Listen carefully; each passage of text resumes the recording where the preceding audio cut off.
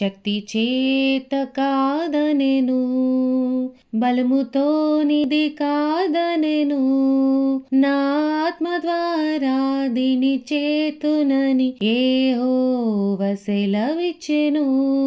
నా ఆత్మ ద్వారా దీని చేతునని యెహోవా సెలవిచ్చెను.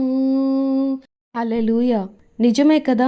మన శక్తితో మన బలముతో మనం ఎదుర్కొనలేని ఎన్నో సమస్యలను ప్రభువు తన ఆత్మశక్తి ద్వారా జరిగించగలడు. ఆయన శక్తిమంతుడు, సమర్థుడైన వాడు. ప్రతి సమస్యకి తప్పకుండా పరిష్కారము తీసుకురాగలడు. మన ఆలోచనకు అది అందదు. మనము శారీరకముగా బలహీనులముగా ఉండొచ్చు. చాలా మార్లు ఈ సమస్యతో నేను పోరాడలేను, ఈ శత్రువులను నేను జయించలేను అని నీకు అనిపించవచ్చు. కానీ నీ ప్రభువు నీకు నీ సమస్యకి మధ్యన ఖచ్చితంగా నిలబడతాడు.